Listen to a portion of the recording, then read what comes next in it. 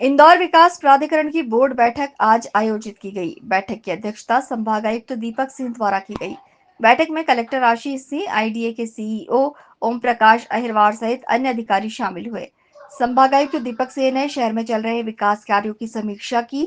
इसके अलावा नए कामों की भी स्वीकृति दी गई। वहीं बैठक के माध्यम से इंदौर विकास प्राधिकरण की योजना की जानकारी और जमीन से जुड़े सभी दस्तावेजों को डिजिटल करने के आदेश दिए गए।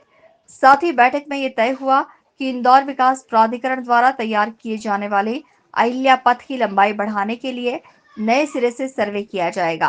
संभागायुक्त दीपक सिंह ने बताया कि शासन ने अहिल्या पथ की लंबाई बढ़ाने के लिए अब प्रयास शुरू कर दिए हैं।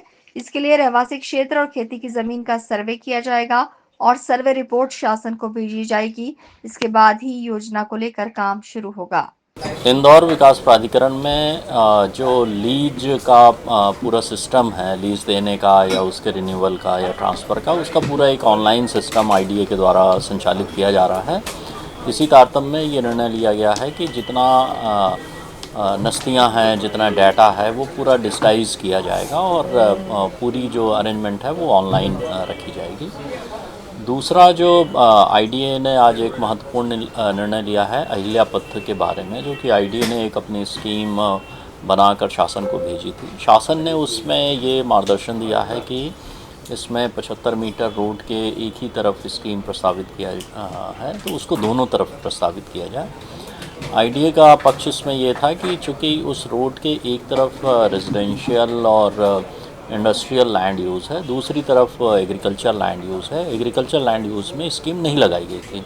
क्योंकि शासन के निर्देश आए हैं, आज इस पर प्राधिकरण ने विचार विमर्श किया है। ये तय किया गया है कि उसकी फाइनेंशियल वायबिलिटी के लिए एक कंसल्टेंट लगा के हम लोग अगले 1-2 हफ्ते में उसकी पूरी एक रिपोर्ट तैयार की जाएगी और 2 हफ्ते बाद पुनः हम लोग बैठ के उसमें अलग अलग ऑप्शंस पे विचार करके रोड के दोनों तरफ 300 मीटर या 500 मीटर एग्रीकल्चर लैंड यूज़ लेने का क्या प्रभाव पड़ेगा या उसमें लैंड यूज़ का चेंज का कोई प्रपोज़ल तैयार करना है।